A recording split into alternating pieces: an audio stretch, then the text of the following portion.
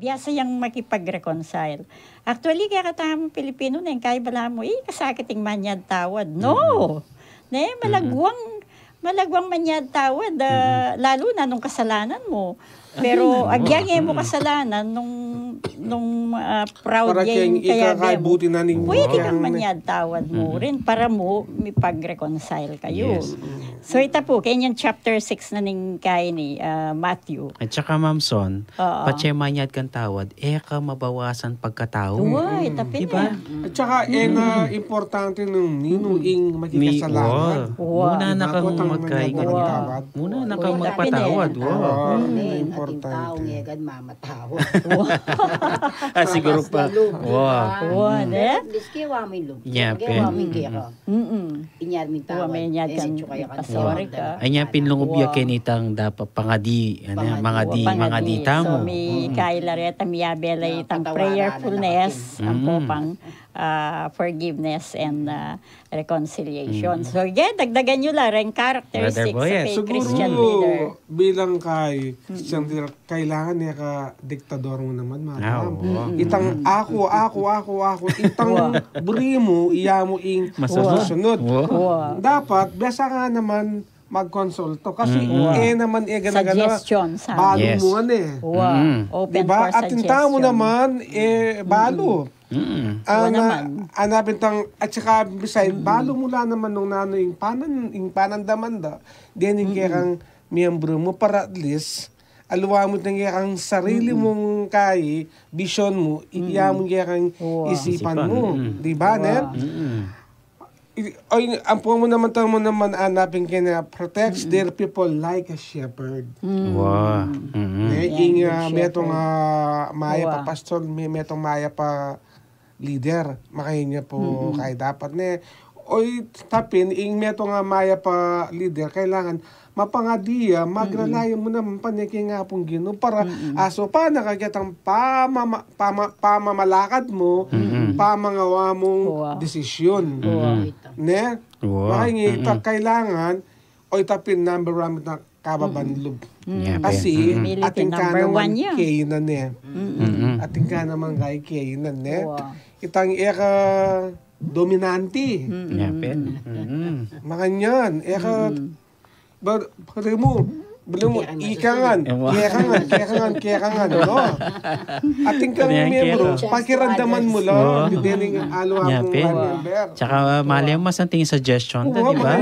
Open ka rin comments and suggestions. Kasi din, makasahop na din kaya sa sarili na.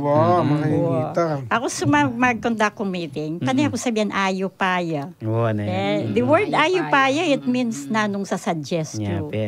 At ating kong buring alilan, ating kayong buring idagdag. Masanting yung word na ayupaya sa leader. Apong Sunday, madam, ating leader anting ngayon kayang posisyon, paisilo lagi. Thereafter, their position. Makikita. Gangala ang posisyon pwede. At saka yung posisyon, pansamantalaya yan. Pansamantalaya. Hanapin, ating kang posisyon, patsaka nung leader ka, kailangan ikayong manimuna kayang kababanlog. Ikang maging role model. Role model. Kasi ikang leader Ikang akakidangan. Di ba? So, sige, dagdagan nyo lang. Servant leadership. Sabi servant leadership. A Christian leader prioritize serving others over exercising authority. Tapos sabi mo, brother, yan ang pagmaraguling piyo. Peka mata siyang dili. So they should lead by example, putting the needs of others before their own. Isa sakripisyo taming kaya katamo para karela. Minsan, timo ako rin ako bayot. Ang gangyaro ko kabudtera ko. Kaya kita kabigyan ng mga aid, binyan na ng anak ko. Allowance ke o panyali kayong panulo. Putar kung ikit ko yung pamangailangan do. Alalang pamasay, alalang panyaling gamit. Isakripisyo kayo ito. Ibeke karela. Bukal king loob ko na asopan ko lang makanito. So, sabi napin keto, itang example kayo nitang Jesus washing the disciples' feet, diba? King John 13, verse 1 to 17. Mig na pepakit ng ningapong Ginoo na para magpakumbaba at paglilingkod, service to others, ano makanyan. At saka Jesus, dinatangyo, para pagsilbihan, nung iyang magsilbi. I came not to be served, but to serve. So, tapos ang pupaitang patience. So, alula rin din kay ko, may discuss no rin ang ng Tris Deborah, na as a leader, Abel Areta, Lungareta. So, patience, yung pamagpasensya, kailangan niya. Kasi rin mapalibuntok. Minsan, yung pati, manibatin. Kaya dapat, sabi na, ang pasensya kakayang tiisin ng mahirap na kalagayan ng may tiyaga at biyaya. Kung ating kantyaga, ating kang biyaya, sabi natin. So, ang isang Kristiyanong leader ay nananatiling kalmado at kalmado. Yes. So, dalawang beses sinulit yung word na kalmado. Nagtitiwala sa panahon at mga plano ng Diyos. So, ang halimbawa dito ay yung pagtitiis at katapatan ni Job sa gitna ng mga pagsubok at pagdurusa. Nung naanungan, kita Santiago chapter 5 verse 11, nung naanungan gewa ng kasakitan, pero na binilitang kay na tingapong ginunet, tinis na nga. Kaya ko nangan ngega na ganang tingapong gino kayo.